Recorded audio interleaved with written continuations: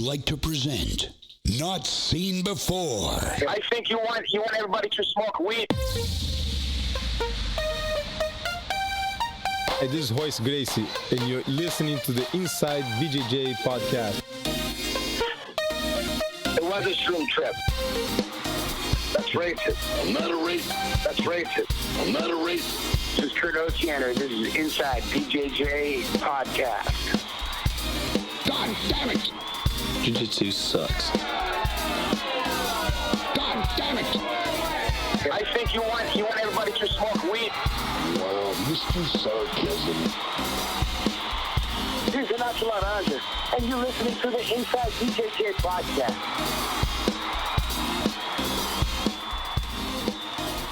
What is up?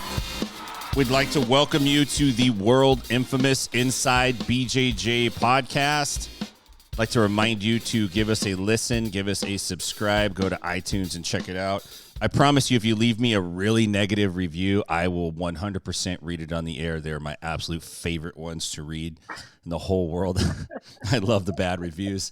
I'd like to welcome you to the show. I am joined today by a good friend in the jiu-jitsu community. I've had a lot of time with him on the show, been able to hang out with him in real life too, which is not every guest I actually meet in real life. Been able to jump into some of his Zoom jiu-jitsu sessions too, which I was fascinated with. And I'd love to bring him back, the one and only Javier Vazquez. How you doing, my friend? I'm great, Tim. Good to see you. Good to talk to you. Man, it's great to have you on. How you holding up right now? I know it's kind of crazy times, right? Never thought you'd be in a moment like this, but here we are. Well, sometimes discomfort brings change, and change brings growth. So I think we're all adapting and trying to figure out what's going to happen. How will jiu-jitsu and martial arts academies, survive this, or can they survive this just because of the nature of what we do and the closeness and proximity of the way that jiu-jitsu is taught? That if you're training with somebody who is sick, you're probably going to get sick. So yeah, I think that my mentality on this whole thing is a little bit different. I think that I've had the luxury of being able to have to use nutrition in order to save my life. So I think that a lot of people are waiting for vaccines, and these are things that are waiting to be allowed back to work and all these things. And these are things that other people control. So if you're sitting here, it's almost like a helpless feeling if you're waiting for these things to change. The only thing you can control is what you do and the adjustments you make and what you can, the adjustments that you can make. So for me, knowing what I know, my focus is continuing on eating the right way, doing juices, detoxing, and making my immune system as potent as possible. So even if I do get coronavirus or anything else, my body will be able to fight it off easily. So my body fought off cancer, so I'm not super concerned about a virus. I mean, you can't live in fear. How is your health going, by the way, just in general? I know a lot of folks, were really were touched by your story when you came on and when you kind of announced it to the whole jiu-jitsu world what your situation was, and it's been a great ending, to be honest with you, so far, right? I mean, it's been really fantastic news. I know Estelle and I were really happy to see you pull through that and come out of that. I'm assuming everything's going well for you still. Everything's going really, really well. Good. As far as my health goes, everything's going well. My mind is very sharp. Something I didn't realize about nutrition and the importance of eating right is you don't just feel good, you don't just have energy and aren't sore and aren't tired and aren't lethargic, but also your mind is very sharp. Interesting. And you think well because and it makes complete sense, right? Sure. So my goal is to eat right, do my juices, do my daily detox, focus on my health, which is really what we should be focusing on anyways. And everything else will hopefully fall into place, because if I'm strong and if I'm healthy and if my mind is sharp, I think that God willing, I'll be able to figure it out and get through it, you know? Yeah, I mean, it makes perfect sense, but I feel like, unfortunately, and I'm speaking, to myself and for myself, we don't really focus that much on nutrition unless something happens. You almost have to have some Right. intervention type of thing that happens in your health, and you're like, oh shit, I better take care of it. It's a perfect example of not really appreciating what you have until it's gone or it's threatened or it's under duress. So, I mean, Well, I mean, it's funny you say that, because I was on a ride. I started riding bikes, and I'm starting to ride quite a bit. The quarantine for me, things aren't that much different. I don't do a whole lot. Like I wake up in the morning, I do my treatments and my juices and everything, and maybe I go teach a morning class or whatever, and then I would come back and maybe go for a ride, and then So for me, life hasn't really changed too much, especially since I'm still going to the academy and doing the live streams anyways. So for me, life is pretty much the same, but for the average person, yeah, this is like a huge difference, right? So right now, my focus is stay healthy, stay sharp, and then what do they say? Pivot off of our situation and try to do the best we can with what we got. So I started focusing on building content, which is something I've been wanting to do for a really long time, and I talked to you about getting a podcast maybe going and stuff, because I definitely think that my views on health and nutrition are very they're a little bit different, right? Like you said, until people run into a wall,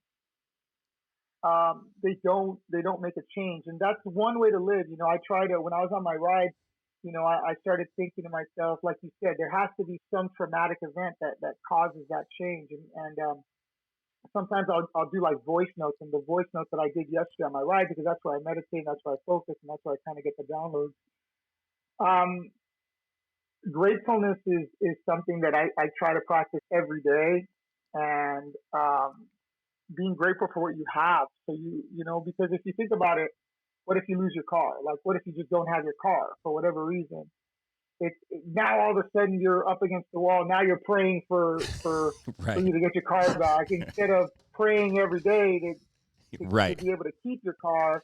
And in that prayer and that mindset and that vibration that you're kind of vibrating on, that frequency that you're vibrating on, will attract those positive things and help you keep the things you have. Because believe me, I've been incredibly blessed. Even through this, I feel that I'm blessed. I still have a roof over my head. I still have my friends. I still have my family. I still have my kids. I still have my relationship.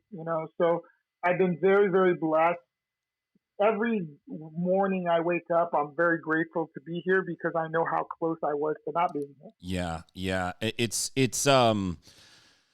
one of those things where, you start to focus on what you have instead of what you don't have, I feel like. And unfortunately, a lot of us get caught up in that trap, for sure, where we're like, man, instead of taking care of what I have, I'm too worried about consuming the next thing. Like, when am I going to get the next thing? Right. Where's the next thing? But that's a cultural thing. That's how we're brought up. So you got to kind of break that cycle and connect really to the source, and have the source give you your happiness. Let God give you your happiness, and not worry about material things. Because I'm telling you, like I've and maybe this has happened to you too, where you're kind of jonesing for whatever, a new phone or a new phone case or something that might not necessarily be like a huge purchase or whatever, or a revolution, or maybe it is, right? Phones are expensive now. So you get a new phone and maybe you're cool for a day or two, and then you kind of, once the high wears off, you kind of settle back into that funk.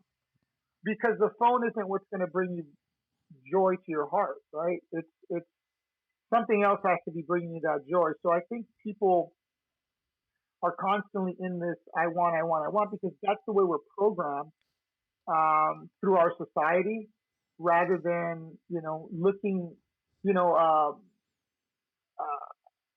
healing comes from within. It's not something external. Healing comes from within. No, going through what I went through, not just with cancer, but situations in my personal life where I was so out of balance. I mean, I was so, psychologically and emotionally out of balance that, which I had no idea would turn into an internal disease. Interesting. Like disease, right? So because my internal emotions and psychology were so far off of normal, just in a state of peace, I was so in this state of unrest that turned around and caused dis-ease. That's what disease is, right? Dis-ease. So it makes you toxic, and then that toxicity from the chemicals being dumped into the bloodstream from your brain, that constant toxicity, that's what breaks your body down, and that's what ultimately causes cancer or illness or some kind of illness. One of the things right. that we've spoken about on the phone, outside of the podcast, was just kind of I feel like you kind of have a new approach to jiu-jitsu. Like you had this enlightenment, right? Like you were on the road to Damascus, like Paul, right? And a light shined out of the sky and was like imparted to you. Yeah. Like,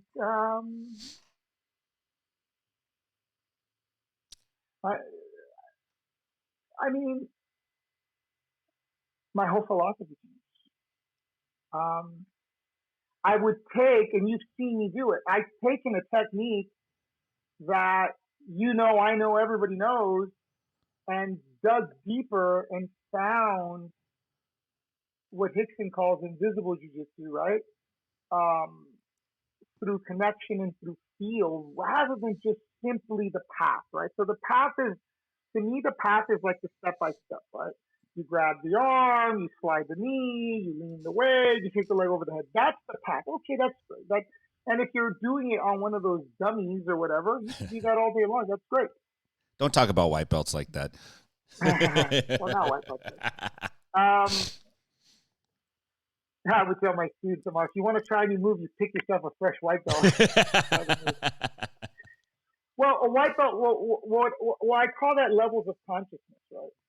So white belts have a very, not to be disrespectful, but a low level of consciousness. They see what they see, like very similar to the universe. We see what we see, but really the secrets in the universe are in what we don't see. And I think the secrets in jiu-jitsu, and Hickson talks about this all the time, and I really didn't get it. I kind of understood it some, but not really. But he says the word connection, right? And I kind of pondered on that a lot when I was unable to train, when I was kind of recovering from surgery and everything else. So I couldn't really train. So the only thing I could do is train my mind. So I've had this downtime a couple years ago, where I couldn't do anything, and I was kind of in the same exact situation that I'm in now. And I pondered it, and I kind of like, I think most people at a certain level, they understand that there's a certain kind of connection to where this guy's pushing this way and you got to push back this way to kind of keep the guy. And that connection, I call tension, right? So there's a certain level of tension. High tension this way you have to meet with the equal tension to kind of keep things in place. And as I started to kind of think about this, and I thought about it like really, I couldn't do anything else. I was in a ton of pain, and my focus was just to kind of recover. I said, well, if connection is bad, then if connection is good, then disconnection is bad. So then I started thinking, well, what if you're just connected all the time, which I call ultimate connection. That means you're just on all the time. Now, ultimate connections can be achieved through several things. Through absorption, through absorption, through tension, through hovering, through surfing. All of these things are terms that I've kind of come up with, right? Connection is the overall idea. Yeah.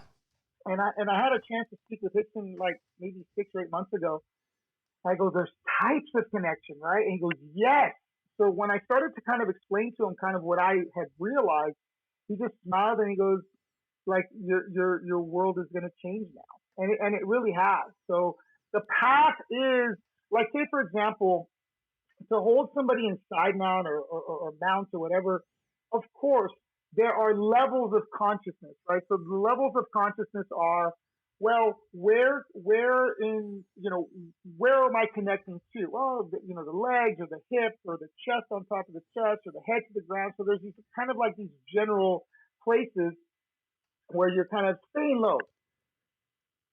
But in reality, when you're staying low, things are a little bit more pinpoint, because in order for somebody to turn, something has to move. So then the idea is my level of understanding of the position itself, whatever position. That's why I break things up positionally, because I'm trying to build from default behavior levels of consciousness for you to understand. Hey, your leg has a connection point. Hey, your shoulder has a connection point. Hey, and I call those connection points targeted pressure. So the pressure is now targeting in a specific zone or region, which prevents movement. So what it has done, and what I've realized is that it has greatly enhanced my level of control. So through connection, your level of control and your level of feel, it's almost like plugging into your opponent. When you understand how to connect all parts of your body from a particular place, or as many parts as can be feasibly connected through that possible place, your level of feel. So when I spar with people, I'll grab their hand midair as they start to reach, because I can feel them. I can feel their shoulder. I can feel the body going, because I'm that in tune and that connected. Imagine just connecting your shoulder and connecting your whole body. Your whole body, you can have a sense of feeling all around. So now you can kind of control not just one point, but all points. And not only it's almost like an alarm system, right? Like the original Mission Impossible. Like, you don't want to trigger an alarm, the whole, with the laser beam. Tripwire, yeah. So yeah. It's a tripwire. So the more connection points you have on the person, the more tripwires you have. So every movement they have, you feel. Yeah. So you're way ahead of. So you're almost in tune with their psychology and their mentality. So that's one level of my growth over the past few years. The second level is psychological. So I started to realize, and control can be based on somebody can control me, just by holding super tight, right? That is a form of control, and it's not ineffective. It can be very effective, but what are the limitations to that kind of control? It's inefficient. Even if you're using red light, green light, to where you're squeezing when the guy's moving in and relaxing when he's not, depending on the level of strength of the opponent and the amount of strength you're having to use to hold, it's inefficient. And over a period of time, you wear. But being able to apply pressure, tension, I call tension, to be able to apply tension, not just on top, but there is a way to apply tension from the bottom. So you're on top of me, I'm on the bottom, I'm creating tension from the bottom, and I'm burning you out from the top. You're working twice as hard to hold me as I am just applying tension. My goal is to apply tension throughout a long period of time. And tension is like that ringing in the back of that. Have you ever had like your smoke detector, please? Oh, yeah. yeah. It's always there. Yeah. It's always there. And then what happens? You just lose your mind. And then you go to the garage, you grab the ladder, and you pull it down. It breaks you psychologically because of that bleep, bleep. That bleep is tension. Now, if that tension is held on consistently, and that tension's always there, and you can't get that tension off of you. You can't disconnect that tension off of you. What do? You get frustrated. You do something stupid, and so you start breaking people psychologically. Very interesting. You know, the tension from the bottom is something that you don't feel very often. Once in a while, somebody will almost do it on accident. You know what I mean? And you feel like you're working harder to be on top than to be on bottom. Oh my God. It is magical. It is magical. I swear, it is magical.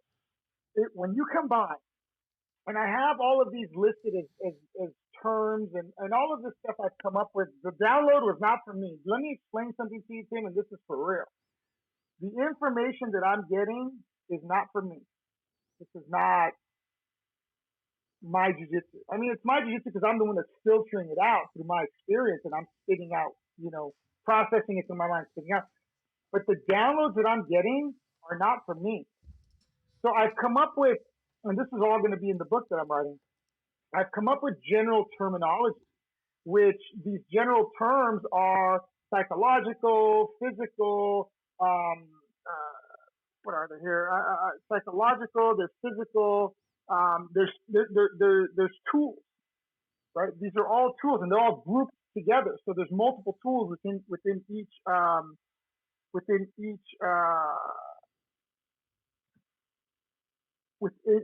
group. Mm-hmm.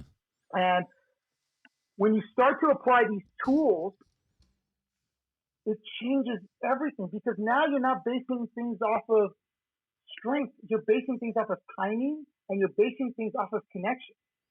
So it's been like I said, man, the downloads that I've been getting are pretty crazy. And I started to have to write it down because it's so much information. There's so much going on that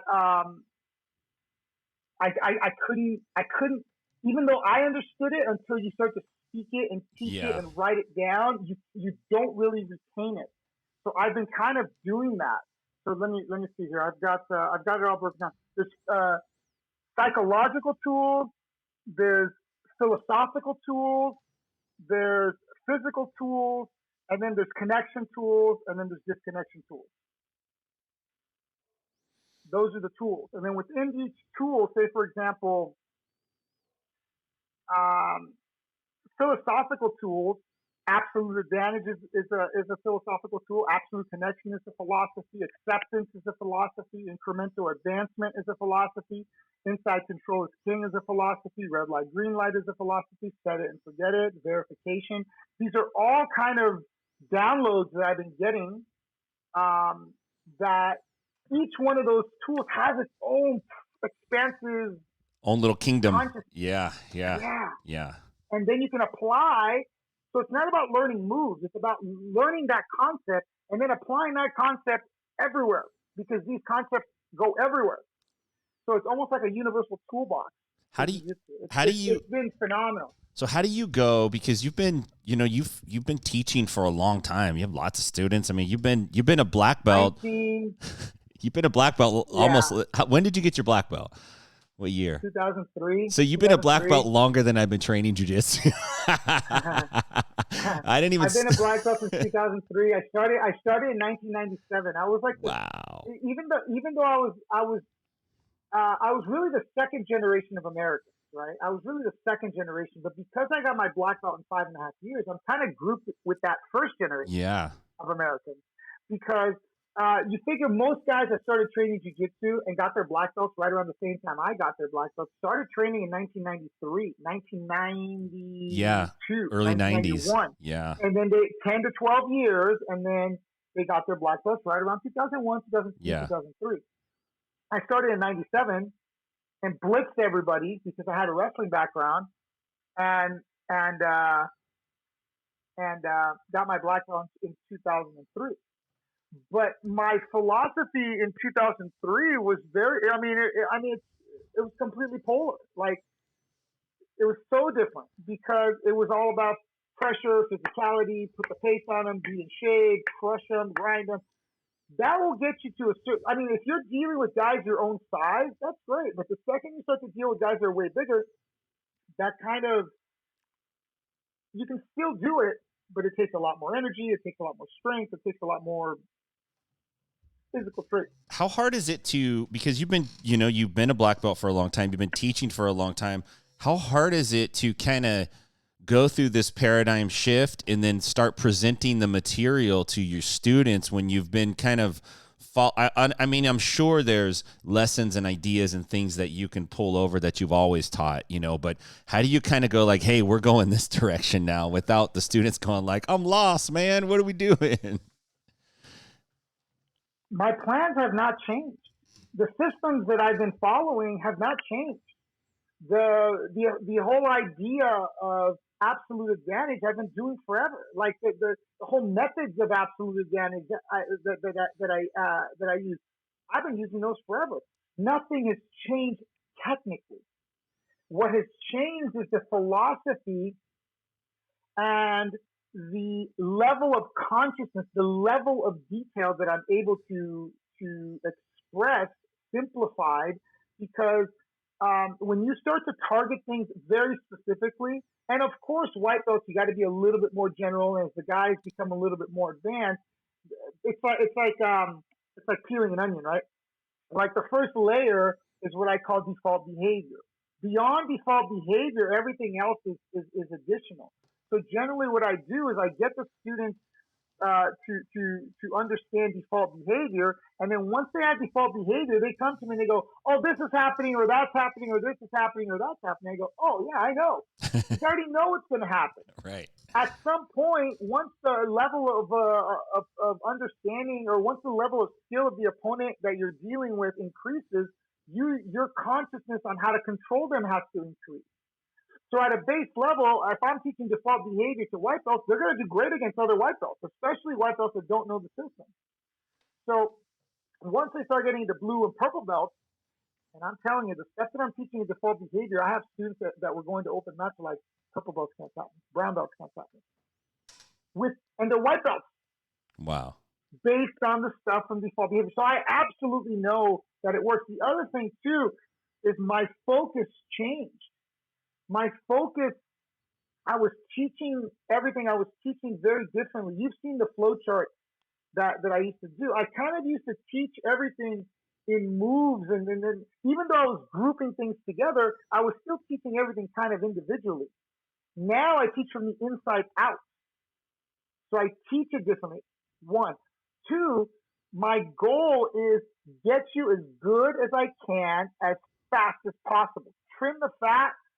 Understand, my students say, why don't you teach this or why don't you teach that? I'm all, because the things I'm teaching you already beat that. You won't be able, opponents aren't able to do, certain kinds of guards or certain kinds of things based on the fundamentals that I'm teaching my guys. So that kind of, the style that I have kind of chops off whole branches of jiu-jitsu. So I'm trying to trim the art and make it as concise as I possibly can, but with incredible fundamentals, through philosophy, through conceptual understanding, through levels of consciousness that will expand the student's mind, not just the physical traits that are necessary, but through the philosophy, the physical traits are minimized, and you're able to be more efficient. Like I was telling you earlier, you can hold, but is it efficient? So how long can you hold? Sure. I can hold as long as I want, all day long. And I can hear it, and I can hear the breath. I can hear the breathing. That's another level of understanding how to breathe, which is something I got into during the whole me being sick thing. Is the amount of oxygen that you take in will help your body recover. So if you're emotionally taking a hit, you need to breathe a lot to oxygenate your body to kind of break up all of the toxicity that's in your system. Yeah, it's a very interesting thing you're talking about, because I think, Rickson would talk about invisible jiu-jitsu, and most people go like, I don't know what the hell he's talking about. Like Rickson's like this metaphysical creature in jiu-jitsu, and we're all trying to figure it out. Yeah. Yeah, me too. When you first hear that, what the hell is that? Yeah. I mean, it's everywhere. It's everywhere. And I'm everywhere. and I don't even mean this like I'm not trying to blow smoke up you, but when we jumped on your Zoom sessions for about a week, and I was like, I could tell you were doing things different, and some of the terminology that, like you said, like you used two words that really popped out to me when you were showing some stand up. You used the word tension and you used the word absorption, right? Which I found, I was like, oh, this is something different, and I kind of felt like I kind of get what he's saying just because I have enough experience. Like I'm kind of seeing what he's doing, but I'm not feeling it, but I'm kind of seeing what he's talking about. But the tension part has been something that's been, you know, like I've just been getting tiny little baby glimpses into it. Like, oh, wait a minute. Cause you're right. You can't just squeeze somebody the whole time. You can't just get on top of somebody and just hug onto them and koala bear them for 20 minutes or 15 minutes. You're going to burn out. It's not going to work against everybody either. Right. And sometimes it's the wrong thing to do. They're going to bump you off or roll you over or do whatever they're going to do because you over-connected, you over-committed, right? Which is all kind of part of it, right? But it's got to be tricky to impart the vision that you have to people who didn't have the same experience that you had, you know? That's where... Let me tell you, my experience, I have very unique experience, and I've always kind of downplayed what I've done, right? Whatever. I didn't I don't want to blow smoke up my own ass. I don't want to blow, I don't want to hype myself up. I don't want to come across as, it's funny because I heard a podcast, somebody mentioned me on a podcast, and I guess I came across when I was younger as very cocky and very arrogant. And I really wasn't. I just really believed that nobody was better. It wasn't about that I think I'm this great. It's just I would look around, I'd be like, I don't think they're as good as me. And I think at that time I think I was proving it, right? And I've always kind of downplayed it, but when I had my girlfriend's like, I need like a bio or whatever, right? And I was like, so I start writing down my bio. I did this, I did this, I did this, I did this, I did this, I did this, I did this. And it was like, damn, like who else? And I've spoken with friends of mine, like that are high level guys. They're like, Javi, you're the only one that got a black belt under Carlson. And then you're at the academy. Essentially, I didn't get a black belt from the boys, but I know a lot of what they're doing. And the philosophies of those two sides of the family are completely polar. Isn't that crazy? Yeah, right. It's completely different. Right. So here I was in my early career when I first started, coming out of college wrestling, high level, high intensity, speed, strength, endurance. I had all of those traits that set perfectly with Carlson's style. Yeah. Aggression, athleticism. Like, look at Carlson's guys. They're the best guys. They were the best guys at that time. Yeah. Vitor, Murillo, and Laborio. And look at the guys that were on Carlson's team. They're all legends. The best. They're the legends, all right? Legends. Valigi, all of them. Yeah. Right? All of them. And then I got a chance to train with Vitor and Henna. And let me tell you, those guys have always been cool with me. Those guys have always been gracious with their time. They've always treated me really, really well. Yeah. And I got along great with them, right? And I feel that there was a good mutual exchange of information because things that I've shown them and things that they've shown me. But at some point, guys are going to pass your guard. At some point, if you're training with guys, they're gonna mount. Yeah. So Ariel's philosophy of understanding defense and understanding timing and leverage is vital.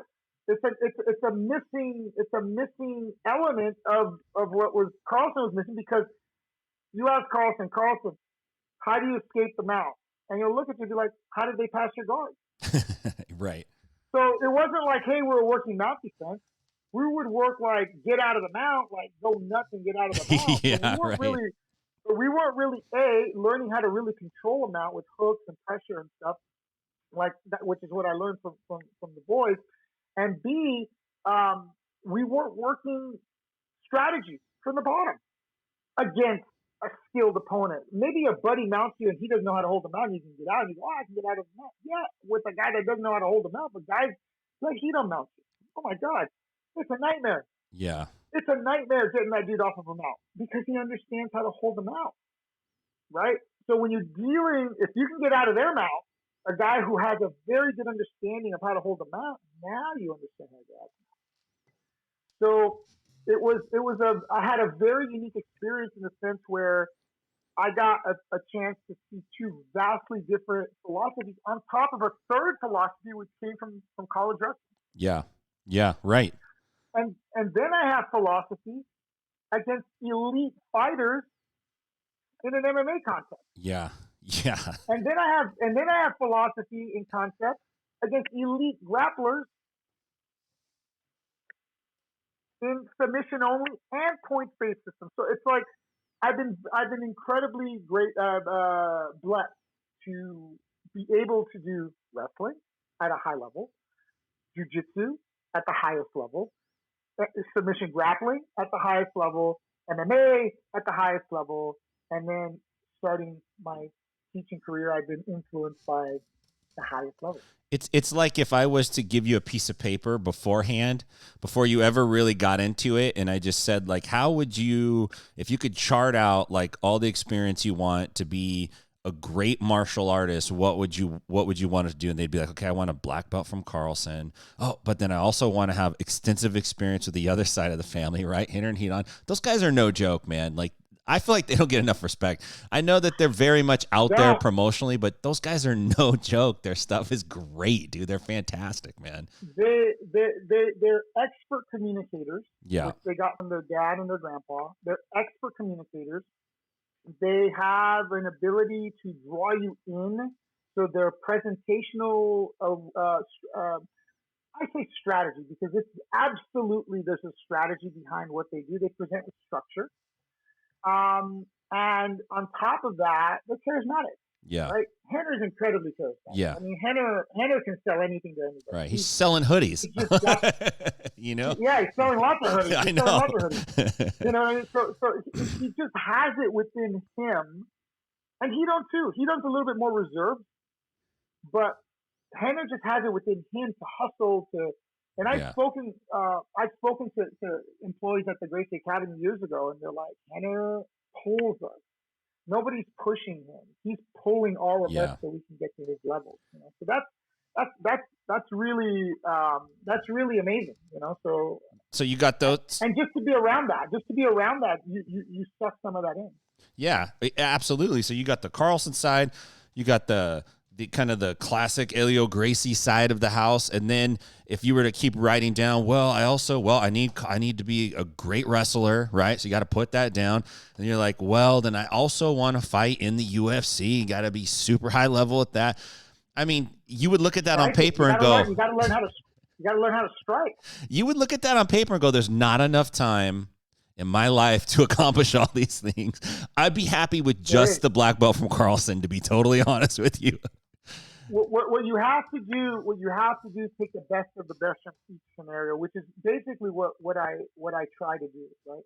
So stand-up wise, I try to focus on footwork, I focus on head movement, I focus on defense, and I focus on countering. I focus on managing distance, and I focus on fighting in the pocket. If you can find the pocket, you can clinch, and you can find the pocket, you can back out. So fighting in the pocket, fighting within the one arm's length is vital, and being calm and just like when you're in side mount totally relaxed, you got to be able to fight in the pocket. Yeah. So then you need to be able to get a guy down. Well, there's two methods of getting a guy down. Method one, I use a wall, which makes it way easier. Method two, you have to do it from a distance, so you have to close distance, control what I call points of impact, and then get the guy down. And then once you get the guy down, you have your basic controls from side mount and mount. And if the guy puts you in the guard, I have a basic passing strategy in order to pass. So I try to use and I try to teach the things that are most common and the behaviors that are most common. Yeah. So it's like if you're going to learn MMA, they're going to teach you how to do basic striking, and then they're going to teach you how to do basic takedowns, and they're going to teach you basic takedown defense, and they're going to teach you like a basic guard and the basic submissions. And so for me, that is essentially what I'm doing. I just feel like I have experience that I can dive deeper into each, because I learned each individual art independently. There are things that can apply to fighting, and then there's things that do not apply. I try to trim those things out, and I solely focus on the martial arts. That's not to say that I can't teach wrestling seminars and do focused wrestling seminars solely on wrestling. And then maybe add a couple of little jiu-jitsu little tricks, but for the most part, just teach wrestling. And I'm going to tell you what, I'm teaching wrestling using these same connection principles, and it works. Yeah, I mean, I was really impressed with the wrestling stuff that you were doing, because I told you this. We talked afterwards. I said I feel like you're teaching wrestling in a way that jiu-jitsu guys can understand it. Which I've heard a lot of people teach wrestling where it was like they were teaching wrestling as if they were teaching it to a bunch of wrestlers, which is tricky because jiu-jitsu guys aren't wrestlers. You know, like it's a little bit different of a breed there, but. I think the connection that you're making, honestly, is you're also making interdisciplinary connections where you're taking multiple disciplines and you're finding the commonalities between them and connecting them together. Also, philosophy. It's pretty awesome. The philosophy is the glue. So when's the book coming out? What's the plan for the book? Man, I've got so many things. I would like to finish this book by the end of this year. That would be my goal is to because I've got everything kind of laid out in keynote presentations already. I've got multiple keynotes ready, and these are like talks, right? The keynotes are talks. So I've got keynotes for teaching. I call it teaching with concepts. And those are all grouped. So that's a presentation. What is default behavior, which is basically my beginner's course. Simplifying the master plan is like an introduction to what I'm doing. What the master plan is my curriculum, which I've been writing for 30 years. Essentially 30 years of experience. Simplifying self-defense is basically, I call it street ready, which is my beginner's course for self-defense. And then each individual chapter, there's 17 total chapters in the curriculum. Chapter 17 is striking, so there's 16 chapters. Takedown offense, takedown defense is chapters 1 and 2. Turtle top, turtle bottom, back mount offense and defense. Side mount top, side mount bottom, guard top, guard bottom, and then mount top, guard, and mount bottom. So those individual positions are broken down. Of course, guard has subsets like half guard and quarter guard and all these kind of subsets. It's a big bucket, yeah. So the same thing with takedown offense and takedown defense. Takedown offense and defense are pretty in depth because there's a lot in takedown offense and defense. So the most complex chapters is the guard. Yeah. Guard chapters, there's just so much possibility for top and bottom that particularly from the bottom, that it's very extensive. The biggest initial book that I wrote was guard bottom. It was like 400 pages. I remember really, really long. It might have been the first time I met you. You showed me this giant. It looked like a manuscript, man. You're like, check this out. I've been working on my curriculum. You were like the Unabomber, man. You're like, look at this. Don't let anybody know you saw this. It was impressive, man. I have to. One of the reasons that my stuff is not out as much is I wasn't putting it out. I didn't want to put it out. And the reason why I didn't want to put it out is because I didn't want to have my opponents see what the hell I was doing. They can prepare against it. So I kind of kept it in, but now you got to share that, man.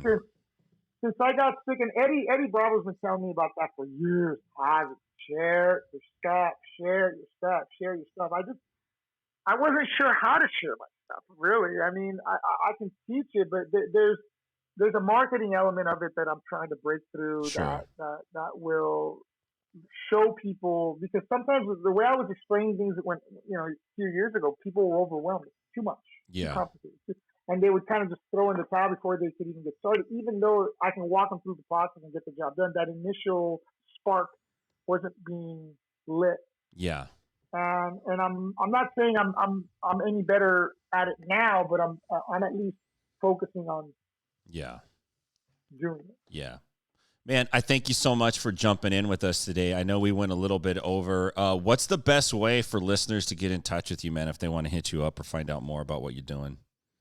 Well, I have, of course, jvjujitsu.com is my website. And really, my Instagram is what I've been using the most to communicate with people and reach out and everything. So the real Javier Vazquez, VAZQUZ on Instagram. You always got to make that distinction, huh? Yeah, right. So I'm using Instagram and I post about my rides. I post about nutrition. I'm kind of like slowly letting people, because I think like I'm pretty private. I try not to do too much stuff publicly, but in order to gain an audience, you got to be a little bit more open. So I'm kind of slowly starting to become a little bit more, because I'm an introvert. You know what I mean? I'm very introverted. I'm very to myself. For the people that know me, and I have a hard time kind of being out there. Yeah. Not that I feel super uncomfortable, but to get out there, I don't want to come across as. You don't want to be a douche. Yeah, I get it. You're a one-on-one guy, right? I mean, I get it. I'm kind of the same way. Like, I could trap you in a corner at a party and talk to you for an hour and a half and ignore the rest of the crowd. Like, I'm kind of built that way too. I get it. But you really do want to be in a position where like you can reach multiple people with what you're doing. So it's a good experience, good growth opportunity for you to kind of just expand and get out there a little bit. I'm trying, man. I'm trying. I really think I think I'll be coming out with and maybe in the comments people can let me know what they want to see. I spoke with BJJ Fanatics, so I'm going to be doing something with them. Nice. I'm flying out there next month, and they do a great job with their videos. They've had a lot of really good guys do that. So what initially, I was going to teach wrestling, the wrestling system that I use, and teaching very similar kind of stuff that I was doing on my live stream. But I have systems from everywhere. I have the side mount escape series. I have the punch defense series, and the punch defense series is a cohesive series. It's from mount, from guard, and from side mount. Those are the three biggest, the three major bottom positions. So the punch defense series teaches punch neutralization. So whether it's the punch defense series or wrestling or the side mount escape series or the mount control, the wrist isolation system for mount, or whatever system that people are most interested, if they want to comment, that's going to be what I put on BJJ Fanatics. What I'm thinking is to teach the punch defense series, which I think it'll be one of my best systems, because from watching guys that do MMA and from watching the vast majority of people that like combat jiu-jitsu and stuff, it's crazy to me that people still don't know. Yeah. So I kind of want to let the cat out of the bag, and I would like to do it to a big audience. That's a great idea. Because I absolutely know that my punch defense system, not to sound like a arrogant prick, there's no better. There's no better. And I think there's a big desire for that out there, right? There's not a lot of strike-based anything going on, and your whole thing is like strike-based jiu-jitsu. You've been doing it forever, dude. Yeah. Before before combat jiu-jitsu, yeah. That's one of the things. And then the other thing is teaching wrestling to jiu-jitsu guys, which I think wrestling for jiu-jitsu is grossly underutilized. Yeah. The wrestlers that are teaching it aren't on my jiu-jitsu level. The jiu-jitsu guys that are teaching wrestling are not on my wrestling level. Yeah. So most of them, right? Yeah. Outstanding, man. Thank you for jumping in with us this morning. We went way over, but I knew we would, because it's hard to really get into this stuff and not really get into it, so I'm glad you're doing well, man, and I really appreciate your friendship, and thank you a lot for letting us join in on your Zooms, dude. That was really dope, and we dug it a lot. I'm listen, I want to give back to the community. If it wasn't for the community, I wouldn't be here. I want to be able to share my knowledge. I honestly just don't know what direction to go. I don't know what I need to put out first. Yeah. But if you have suggestions or your audience has suggestions, hey, we want to learn this. I know the Sideline Escape series has been something people have been wanting to learn for a long time. There's so much there. There's so much in Side Mount Bottom. And, the Side Mount Top is the windshield wiper series, which I've taken windshield wiper control to another level. And the way I attack from Side Mount is developed and it's evolved. Same basic strategy, but the level of control has been up based on the new philosophies and concepts. Nice. All right, brother, I'll let you get to it. Thank you so much. Ladies and gentlemen, Javier Vazquez, always a pleasure to have you on, brother. Have a good one, okay? Thank you. Thank you so much. God bless you, my friend. All right, man. We'll see you, bud. Okay, bye. Bye-bye. Oh, man. That guy is really awesome. Javier's been I've known him for a while. It's kind of crazy, man. I've known him for a while. I've chatted with him a bunch of times. Been to his house, all kinds of crazy stuff. But he's a real good dude, and his jiu-jitsu and his grappling knowledge is it's fascinating. And everyone talks about combat jiu-jitsu, and of course, like, hey, man, 10th Planet all day. I'd love combat jiu-jitsu. It's dope, but got to give credit where credit's due. Javi's been talking about strike-based jiu-jitsu forever. He's been just teaching jiu-jitsu classes based on that idea for a long, long time. So I really encourage you guys to check him out. If you haven't had a chance to look him up on Instagram, follow him, watch some of his stuff. He's really, really, really great and fantastic at jiu-jitsu, and he's a good dude too. So it's a real pleasure to have him on. Man, so what's going on in my world? Oh, I'm glad you asked. Because I got some words for you. No, you know what? Same stuff, man. Target, Walmart, Home Depot, packed. There's so many people. The lines are so long. This is a conspiracy. This is a home improvement conspiracy. I'm convinced that Walmart, Target, Lowe's, Home Depot, Bed Bath & Beyond, Joann Fabrics, Beverly Fabrics, all these fucking places got together. They pulled their resources. They had a virus created.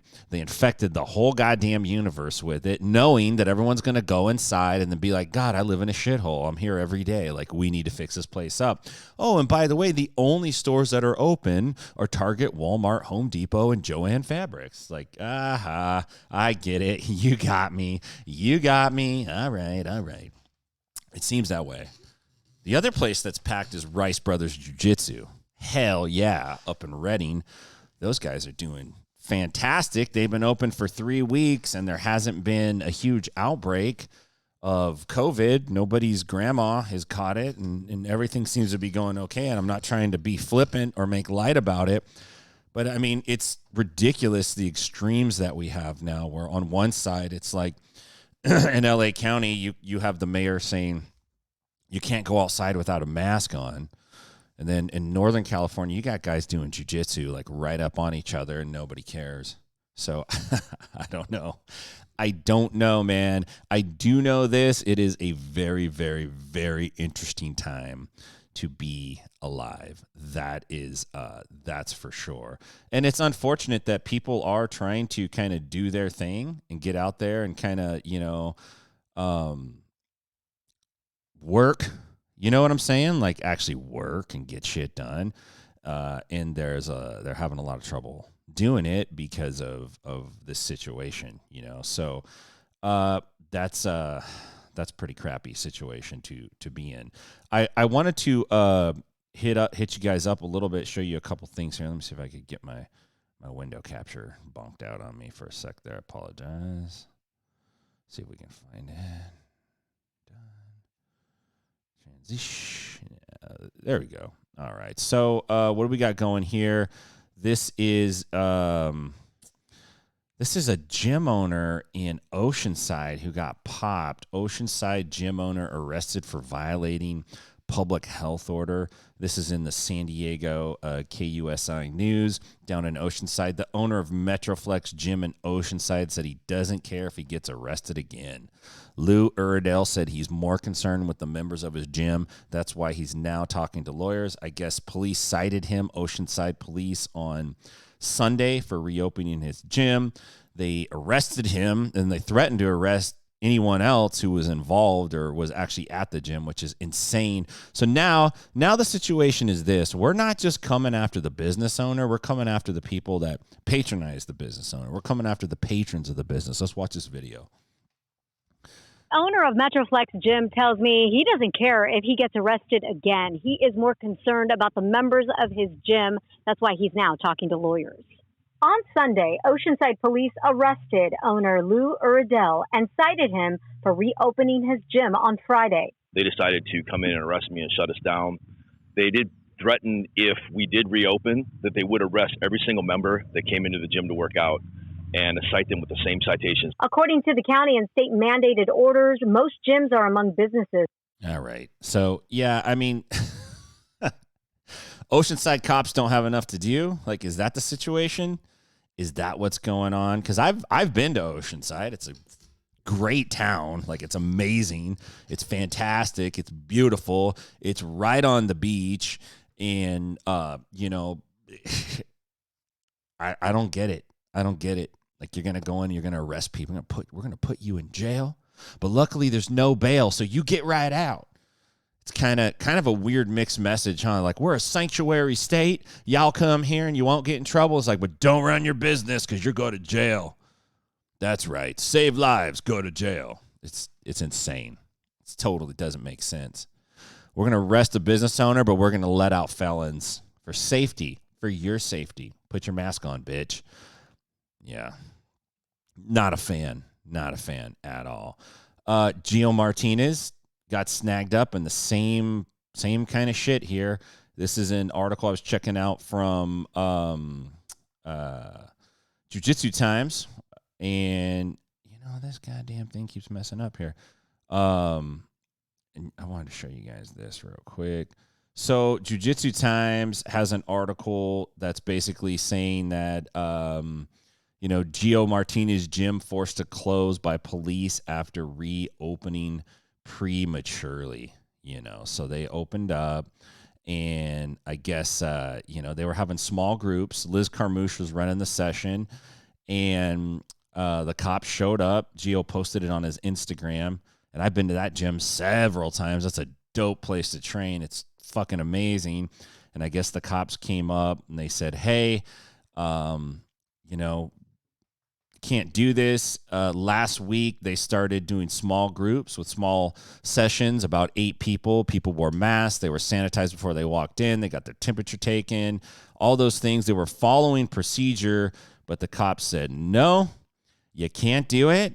You can't be part of it because this other guy in town got arrested, and now we can't let anyone do it, and this is how it's going to be. So there you go.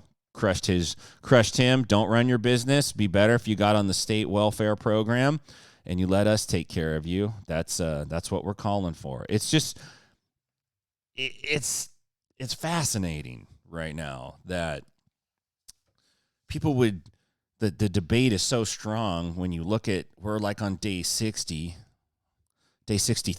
of a 14-day lockdown. We're actually getting into Wuhan province territory timelines for our lockdowns. And Los Angeles is saying, hey, we got 3 months of this stuff. So if you're telling me the hot spot in China wasn't locked down as long as California is being locked down, then I'm scratching my head going, that seems weird, right? God, really? That long? Seems like maybe there's some politicalization of this movement now, which is what I've heard a lot of people say, honestly, a lot of regular people. I'm not a super political person, to be quite factual with you. I'm not. Just so you know that. I don't get out there and rock the vote. I don't even hardly talk about politics, but goddamn, I'm voting this time. You better bet your ass. And there's a lot of people like me that are going to get out and do the same. And I think people are going to be surprised by the fact that there's a lot of people that are going to be politically motivated now because of these types of things, you know?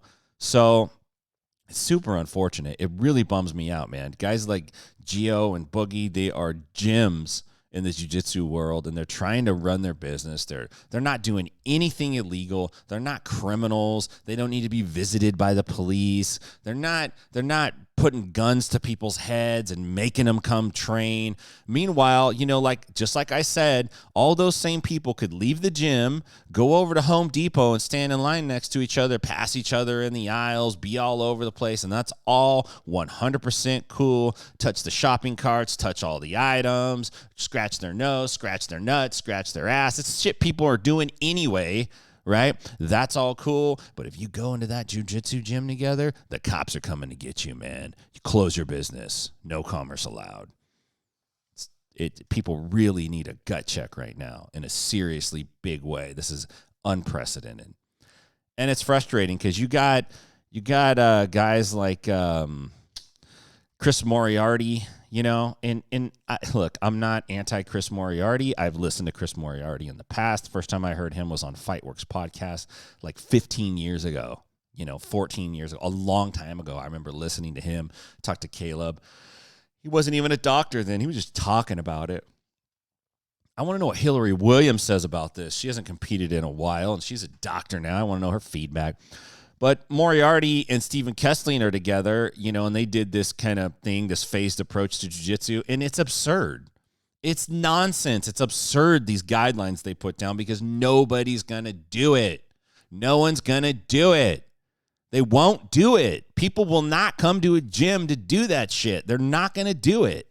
So here's the guideline. And everyone's falling back on the all holy grail of science and data. Those are the two big keywords, science and data. Well, the trippy thing about science and data is that it has to be interpreted. And most people that are talking about science, they don't even know the scientific method. They couldn't even tell you the scientific method if you asked them. They have no interest in science. They never read about science. They're never into science. They don't follow anything about science. They don't care about science. In fact, they can't even understand what's being talked about on TV, but their favorite celebrity or their favorite news guy or someone on their team said this. And what really pisses me off is that no matter how good things get presented, there's an echo of people who are going like, no, it's bad. No, it's bad. No, it's bad. No, it's bad. It's like, damn, we live in a culture where half of the culture is rooting for everything to be fucked up. It's insane. It's insane, and it's anti-American. That's for sure. So here we go. Here's the guidelines. Here's the phases, all right? This is from Chris Moriarty's Facebook. The purpose of phase 1 for jiu-jitsu academies is to give them time to prepare for phase 2. Oh, thank you so much. Here's phase 1. Determine solo drill class schedule. Determine number of staff members necessary to run each class. Is someone going to screen the students? Someone's going to assist with mat, ingress and out and egress, like how people come on the mat, how people go off the mat. You need somebody to enforce locker room policy, and you need an instructor. Well, goddamn, this sounds like Nazi Germany already. This is great. We could have everybody watching everybody. It'll be like Fry's or a casino where everyone's being watched. Set up hand sanitizing stations. Demarcate the mats to allow for solo training and determine how many students the mat space will accommodate with a 6x6 restriction. So you got to have 36 square feet for every student on your mat. So they got to have their own 6x6 space to do their drills in. Okay. All right. Let's keep going. So you have 5 people on your mats. Okay, let's go. Let's see. Set up online signups for solo drill class. So now you got to sign up. You can't just come in. You got to tell us who you are. Set up instructor-led solo drills and dummy grappling curriculum. All right. Here we go. Phase 2. May open gym for instructor-led solo drills with 36 square feet of clearly demarcated mat space separating each student, providing that a normal temperature is obtained for each person entering the academy. Well, hey, motherfuckers, I thought this was asymptomatic and you can't tell. You can be a carrier, so why are you screening? What's the point? What's the point? You're going to catch one person out of the 500,000 people that come through? One person? Oh, your temperature is 99.9 degrees. I think you're carrying. No. If it's asymptomatic, it's asymptomatic. Why are you going to do all this shit to try to catch it? Let's keep going. A temporal or oral thermometer may be used. I prefer an anal thermometer. I'm gonna start like going to these gyms and doing drop-ins, and I'm gonna demand that my temperature gets. I'm gonna demand that they take my temperature rectally. Like, no, you better provide a rectal thermometer for me, bitches. Like, come on. A normal temperature, blah blah blah. However, seems logical to set the threshold for Brazilian Jiu-Jitsu training given. Oh God, he's given these temperature. Each person entering the gym confirms the following. They've had no symptoms of COVID with the last 14 days, no fever, no cough, no shortness of breath, no chills, no repeated shaking, no muscle pain, no headache, no sore throat, no loss of taste or smell. Well, God, these are all things that are common side effects for almost every medication you take. So how are you going to account for that? No known contacts with anyone testing positive within the past 14 days. Has complied with the following social distancing guidelines for the last 14 days. Stays at least 6 feet away from others during shopping at grocery store or pharmacy. Sorry, motherfucker. That doesn't happen. You cannot go out and stay 6 feet. Nobody's abiding, just so you know. Wear a cloth mask covering the nose and mouth when out in public, avoiding large and small gatherings in private and public spaces. No going to friends' house, restaurants, shops, or any place. They work from home when possible. Is neither a member nor lives with a member of the population of uniquely vulnerable. So if you live with someone who's 65 years or older, can't come to the gym. If you live with someone in a nursing home, well, how are you going to live in a nursing home? Come on. This is dumb. Yeah, I live in a nursing home and I want to do jiu-jitsu. People with chronic lung disease, heart conditions, immunocompromised, severe obesity, diabetes. So basically only healthy people. That's what we are already. No more than one person is allowed into the changing locker room at a time. Hands must be washed and disinfected. These guys are out of their brain. They're out of their mind. They're making these assumptions that are so fucking stupid. Nobody's going to follow this shit. Nobody. Not one. No one's going to do it. You can't run a business like that. You can't run a jiu-jitsu gym like that. That's for sure. That's for sure. And here's a little sample into the holy grail of BJJ Reddit, led by the one and only Keenan Cornelius Fauci. He's got to get up here and pontificate. Look, here's what people say. Would you go back to class if only solo movements were allowed? This is the question. And let me read you the answers. Nope. If it's too dangerous to have a partner, it's too dangerous for me to be soloing next to them. Plus, I doubt I'll gain much skill.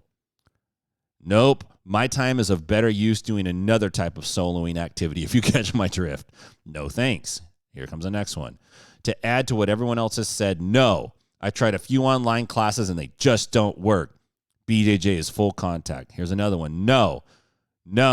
Here's another one. No. There's other stuff I'd rather do than basically a whole class of only warm-ups and solo drills. No, I'm not going to drive 45 minutes to do shrimps and break falls. Nobody's going to do solo drills and leave it at that. If you put a bunch of addicts on the mat, we're going to roll, period.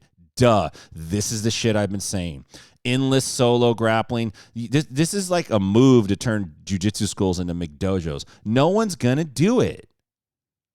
They're not going to do it, man. It's a business strategy to help owners stay in business. And you know what? People don't fucking care about owners staying in business. If they did care, they'd be out in the streets right now marching and pissed off about it. But they're not. They're at home, sitting on their ass, collecting their extra $600 or doing their telecommuting, doing whatever the fuck they want to do. They don't care about your goddamn jiu-jitsu business. Get that through your head. Get it through your head right now. The only people that care about your business are the hardcore guys, and they want to train. They're not coming in for solo drills. So you're going to have to make a decision. You're going to have to make a decision. And it's easy to be pessimistic. You know why? The pessimistic guy, I was listening to a podcast the other day. Actually, I was listening to Ben Shapiro, and he was saying this. Oh, God, he listened to Ben Shapiro. Oh, why listen to everybody? You got to take it in from all sides. You got to take data in from everywhere, not just your favorite source. That's what a real scientist does, by the way.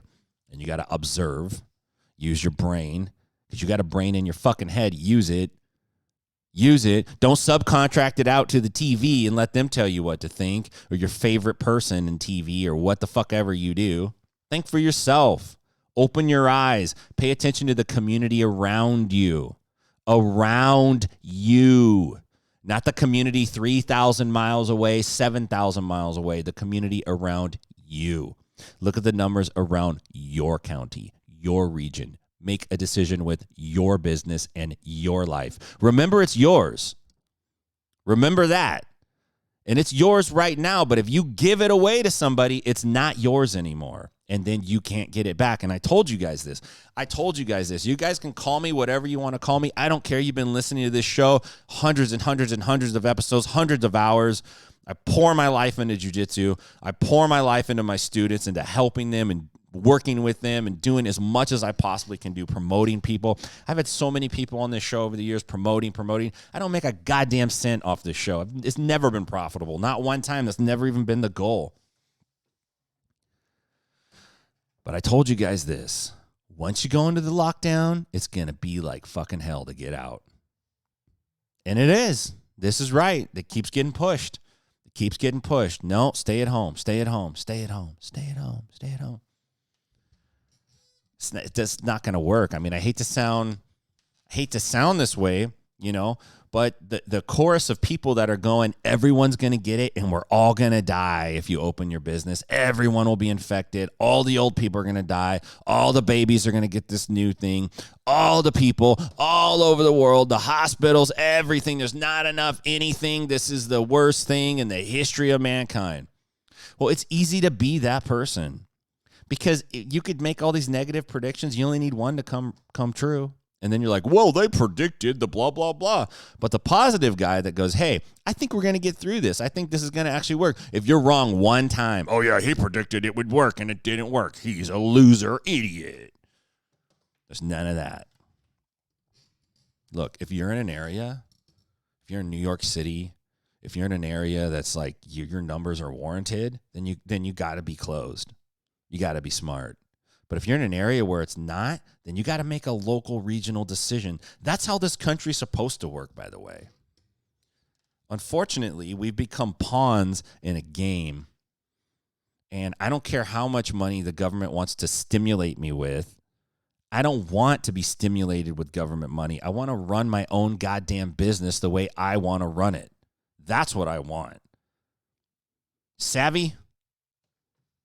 And I don't care what Keenan Fauci says, or Stephen Kessling, or Chris Moriarty. You're a doctor? Big fuck. There's a lot of doctors that think you're absolutely wrong. And you do jiu-jitsu? Who cares? That don't mean shit. Come on. I appreciate what you guys are doing. I do. I honestly do, but I just think we need more public discourse. We need to be able to talk about these ideas and not just shut people down. You don't agree with me. You don't care about human life. That's such a cop-out. That's such an easy, low-level, ignoramus-minded way to come to a debate and talk about something.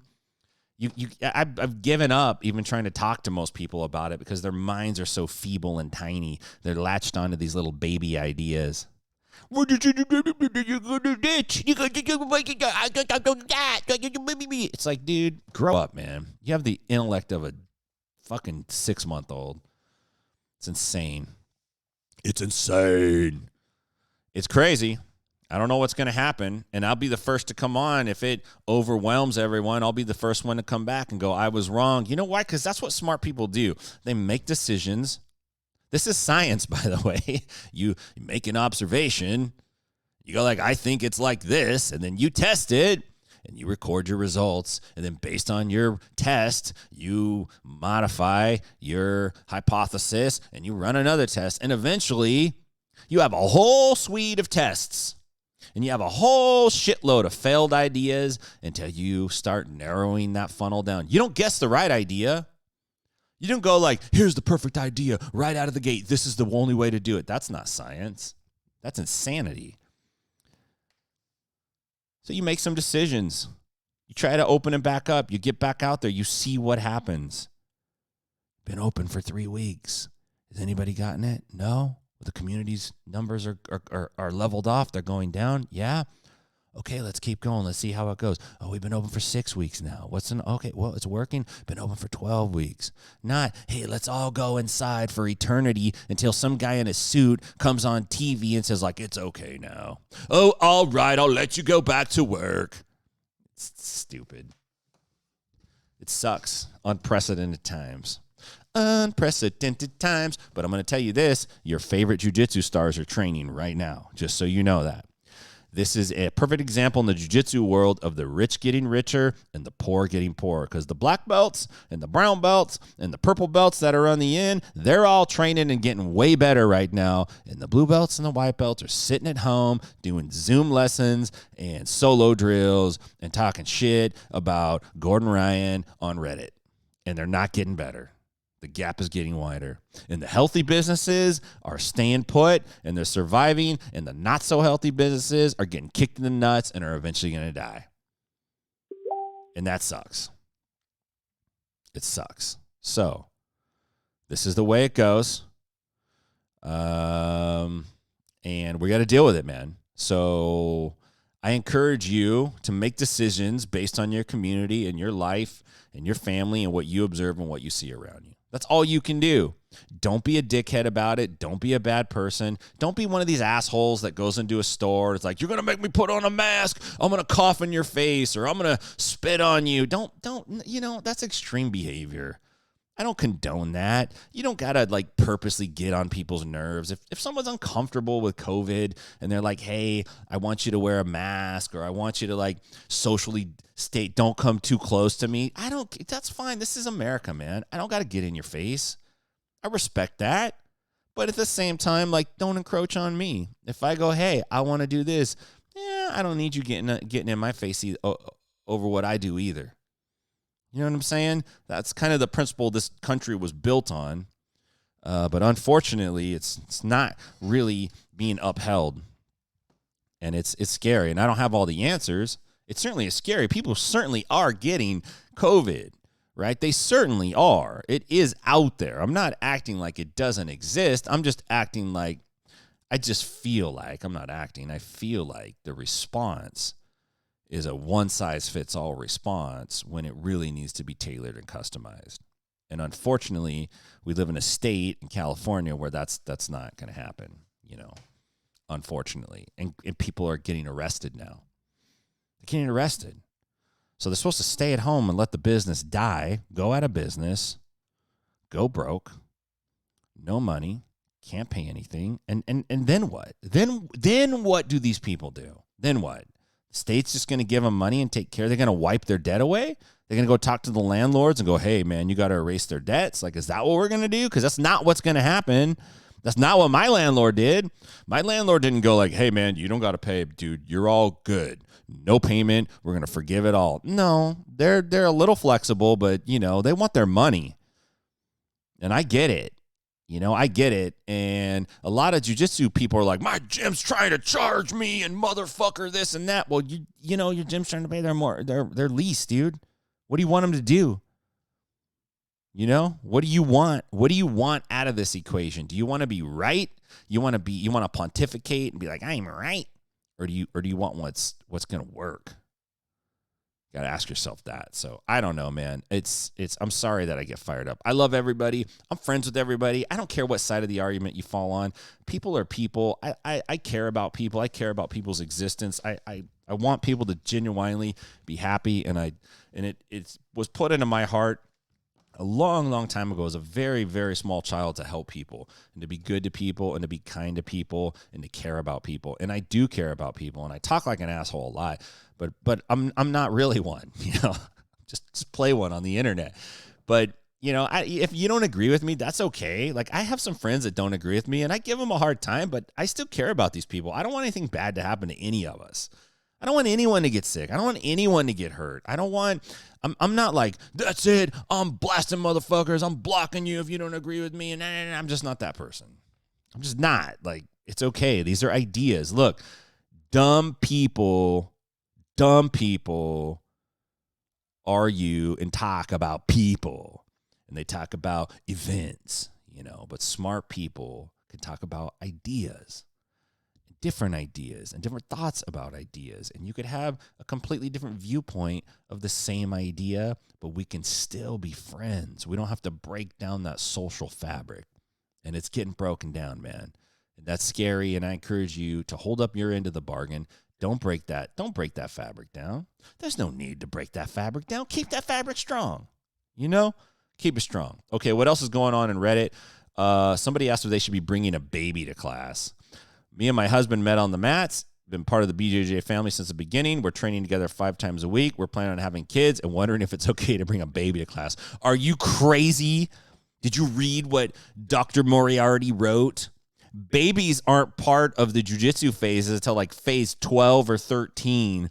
It says, like, if you have a baby and we could prove it's your baby and the baby's had all kinds of tests done to it and the baby's not rude, then you could bring the baby to class. But the baby, as part of phase 11, has to be in a bubble. Then it has to have an oxygen thing that comes into that. And it also has to be a soundproof bubble because we don't want to hear the baby cry, right? And the baby has to have automated feeding robots to feed the baby because we don't want the parents to step off the mat to feed the baby because then they'll contaminate the baby. In fact, we got to have a special person who hangs out with the baby and make sure that the parents don't contaminate the baby until the parents have been decontaminated themselves. You guys have seen the Monsters, Inc. ride at California Adventure, right? A baby will a human baby's going to fuck everything up. Why are you going to take a baby into a gym to do a full-on? I love babies. Anyway, I just thought that was a funny question. I had a great time today, man. I appreciate you guys listening to me. I love the jiu-jitsu community. I love jiu-jitsu. I love martial arts, and I want to bring it back. I think it's a huge, huge, important factor in people's lives, and people need it, and all these people are so called. Mental health was such a big deal. Hashtag mental health. Hashtag depression. Hashtag I have anxiety. Hey, I'm not talking shit. Like, I have extreme bouts of anxiety at times. Extreme. I just choose not to go like, this is my stigma. This is going to define me. I'm courageous. I'm not courageous because I have anxiety. There's no courage in having that. That's like saying I'm courageous because I was born on May 9th, 1978. Like, who fucking cares? You don't get to pick. You don't get to pick that shit. I was born a quarter Italian. Yeah, I'm courageous. Like, so? You don't get to decide that. Nobody cares. I'm courageous because I'm 6 feet tall. Like, you don't get to pick how tall you are. You don't get to pick your clinical issue. Everyone used to care about that. Mental health awareness. Mental health. And now nobody cares. Fuck your job. You don't need to work. Stay inside. Don't go around people. Shut the fuck up. Put a mask on. Be scared. How's that for your mental health? You just don't want to save lives. Okay. Anyway, I'm off my soapbox. It's a shitty soapbox in the first place. Arguing on the internet never works. Nobody ever wins. We all know that. I know that. You know that. But it's hard to abide by it sometimes. But really, real talk, I love all you guys. Even Rafa Esparza at Verbal Tap podcast. I love that guy too. I miss all you guys. I miss my jiu-jitsu partners. I miss everyone in jiu-jitsu. I hope you all can get back to training real soon. To be honest with you, man, I hope your area opens up. I hope you can get on the mats. I hope you can train. I hope you can be healthy. I hope you have no issues whatsoever. For real, man. I want you to 100% enjoy all the amazing things that jiu-jitsu has for us. And we are contact people. We're like extreme contact people. We need that. We got used to it. We are drawn to it. Right? And now we're completely separated from it. It has an impact on your life, and you need to consider that. You need to think about it. You need to take care of yourself, and you need to work to get back as soon as you can get back. Don't be part of the problem. Be part of the solution. Inside BJJ, we'll see you next week, motherfuckers. Stay savage.